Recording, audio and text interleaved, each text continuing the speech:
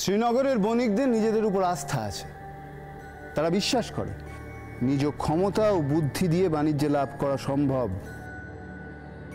এর জন্য কোনো দৈব শক্তির প্রয়োজন হয় না।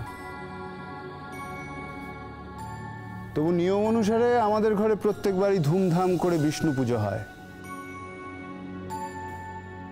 তাই এইবারও বিষ্ণুকে পুজো দিয়েই আমরা বাণিজ্য যাত্রা শুরু করব। আসলে পরিবারের কিছু পরম্পরা তো মানতেই হবে আমাদের। শ্রী বিষ্ণু হলেন আমাদের পরিবারের প্রতিষ্ঠিত দেবতা। তাকে অর্ঘ্য না দিয়ে আমরা যাত্রা শুরু করব কি করে? তা তো বটেই, তা তো বটেই।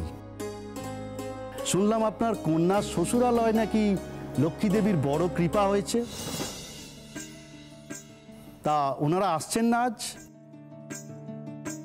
নিশ্চয়ই বিষ্ণুদেবের সঙ্গে লক্ষ্মী দেবীরও পুজো হবে, তাই না বণিক মশাই? দেবী পুজো আমার ঘরে? না না বণিক মশাই, ওসব দেবী টেবিতে আমরা বিশ্বাস করি না। আমার বোনের শ্বশুরালয় দেবী পুজো হতো আগে, মাঝে সে সমস্ত বন্ধ ছিল। এখন আবার শুনছি কি সমস্ত লক্ষ্মীব্রত টত পালন হয়। শেষে মেয়েদের ব্রতর উপর ভরসা করে বেটাল ছেলেদের বাণিজ্যে পাড়ি দিতে হবে। এমন দুর্দিন যেন আমাদের না আসে। তারা আমাদের কুটুম্ব, আসবেন, আপ্যায়িত হবেন, চলে যাবেন। আমরা কোনো দেবীর পুজো করি না। আর যদি আমাদের কোনো বিপদ হয়, শ্রী বিষ্ণুই আমাদের সেই বিপদ থেকে রক্ষা করবেন। এর জন্য কোনো দেবীর প্রয়োজন নেই। শান্ত হও প্রভু, শান্ত হও। আমার ভক্ত গৃহে তোমার অপমান হচ্ছে, এ আমি সহ্য করি কি করে দেবী? তারা তোমার সন্তান সমপ্রভু। অতি দম্ভ নাশের কারণ হয়। ভক্তের দম্ভ ক্ষমা করে দাও প্রভু, শান্ত হও।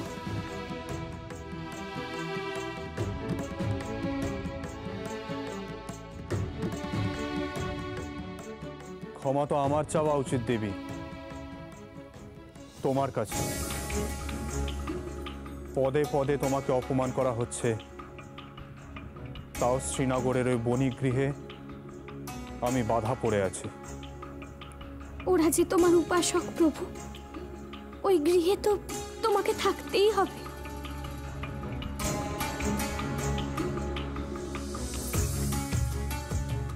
যেদিন এদের দম্ভ সমস্ত সীমা অতিক্রম করবে,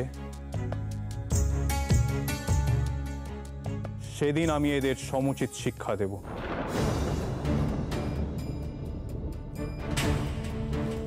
এরাও একদিন বদলে যাবে প্রভু, ঠিক যেমন সুলতা বদলে গেছে। এদের মধ্যেও স্ত্রী সৃষ্টি হবে।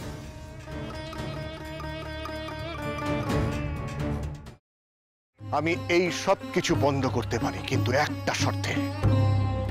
তোমাকে আর দুর্গাকে আমাকে ছুঁয়ে কথা দিতে হবে, এর সাথে তোমরা কোনো যোগাযোগ আর রাখবে না। শোনো, আমরা এখনো তোমার মতন এতটা পাথর হয়ে যায়নি। তোমাকে ছুঁয়ে আমি এত বড় কথাটা, এটাই আমার শেষ কথা তোমাকে। দাদা ভাই, পুতুলটা না দিয়ে এসেছি। আস্তে, একেবারে বজরংবলী আন্টির হাতে দিয়েছো তো? না, আমরা তো দরজা দিয়ে গড়িয়ে দিয়েছি। ঘরে তো ঠাম্মু ছিল, তাই ঢুকতে পারিনি। মা ঘরে ছিল? এ বাবা, যদি মার হাতে পড়ে তাহলে তো মুশকিল। ওনার কোনো সর্দারজির সাথে পরিচয় ছিল? সর্দারজি? না, ঠিক আছে। আমি তাও বলবো আপনারা একটু ঠান্ডা মাথায় ভাবুন।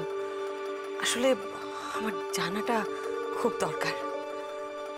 আমি তাহলে আসি, কিছু মনে পড়লে আমাকে অবশ্যই জানাবেন। আচ্ছা।